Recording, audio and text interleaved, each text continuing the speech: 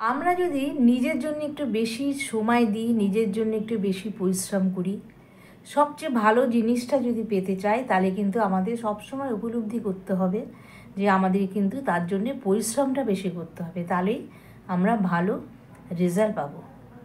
এই প্রসঙ্গে নিয়ে একটি গল্প আজকে আমি তোমাদের কাছে শেয়ার করছি। গল্পটি অসাধারণ একটি গল্প। চ্যানেলে যারা নতুন আছো এবং নতুন যারা আমার গল্প শুনছো, গল্পটি শোনার পরে প্লিজ একটি সাবস্ক্রাইব করতে ভুলবে না এবং লাইক দিয়ে আমার পাশে থেকো। সবাই ভালো আছো নিশ্চয়ই, আমিও ভীষণ ভালো আছি। এক রাজমিস্ত্রি এক দক্ষ কন্ট্রাক্টরের আন্ডারে সে কাজ করত। তার হাতের কাজ এত নিপুণ ছিল, কমপ্লিট বাড়ি যে পেত সে কিন্তু সেই বাড়ি পেয়ে প্রচণ্ড খুশি হতো।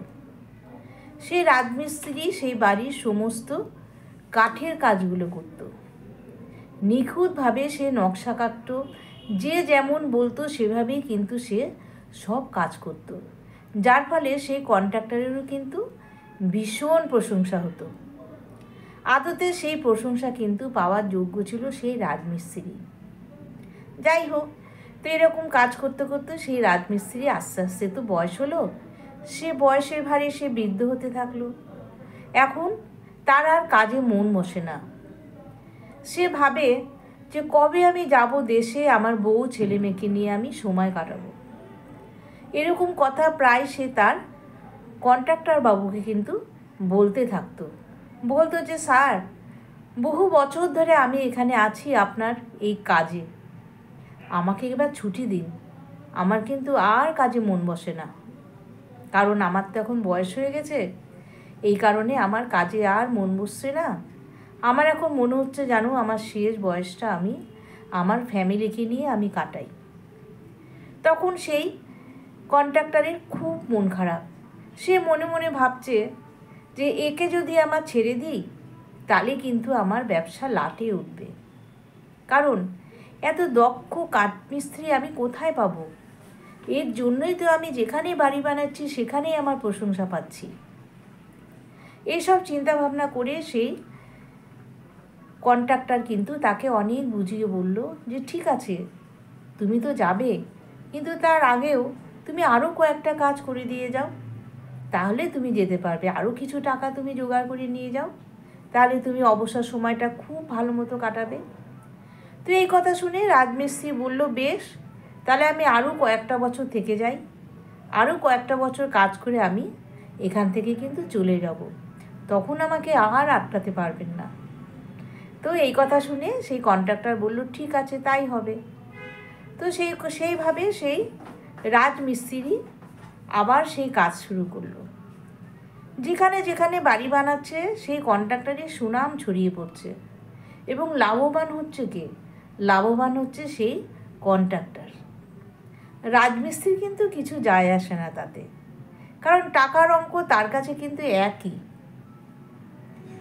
তারপরে একদিন কি হলো, সেই রাজমিস্ত্রি খুব অসহায় বোধ করছে, কাজে তার আর মন বসে না, কারণ তার এখন চিন্তা যে কবে সে বাড়ি যাবে, তার বউ ছেলে মেয়েকে দেখবে, ছোট্ট নাতি নাতনি দৌড়ে এসে দাদু দাদু বলে তার গলা জড়িয়ে ধরবে, বউয়ের সাথে গল্প করবে, তাদেরকে নিয়ে ঘুরতে যাবে, তাদের গ্রামে কী সুন্দর মেলা হয় সেই মেলায় তারা ঘুরবে, সবাই মিলে দুর্গাপুজো দেখবে, এসব নানান ধরনের স্বপ্ন সে চোখে দেখতে লাগলো, আর সে কাঠমিস্ত্রির কাজ করতে লাগলো।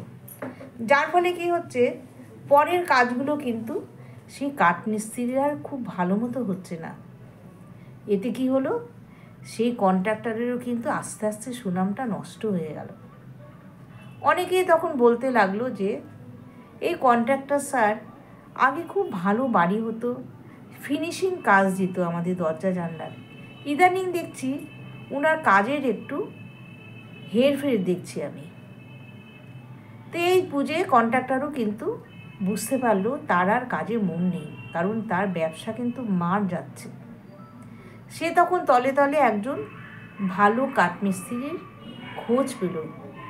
খোঁজ পেয়ে সে কাঠমিস্ত্রিকে বলল, ঠিক আছে, তুমি যখন চলেই যাবে, আমি তোমার হাবভাব দেখেই বুঝতে পারছি যে তোমার আর কাজে মন নেই, তোমার এখন টান সে দেশের বাড়ির প্রতি, ঠিক আছে তুমি চলে যাও, তোমাকে আমি আর আটকাবো না, কিন্তু যাওয়ার আগে দয়া করে তুমি একটা বাড়ি আমার করে দিয়ে যাও, তোমার হাতের কাজ থাকবে।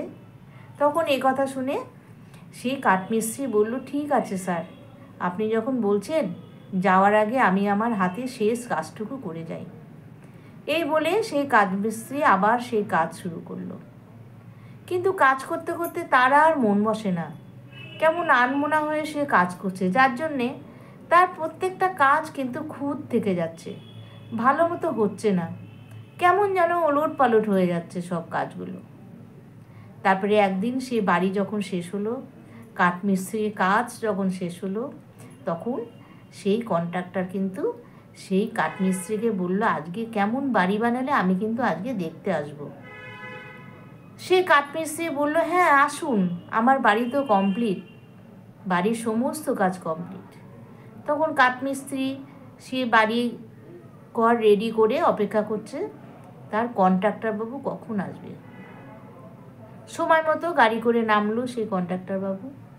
নেমে বাড়িতে ঢুকে দেখলো যে তার বাড়িটা ভালো হয়েছে, কিন্তু কাঠের কাজগুলো ঠিক মতো হয়নি। আগে যেমন দক্ষ নিপুণভাবে বানাতো, সেইটা ঠিক হয়নি।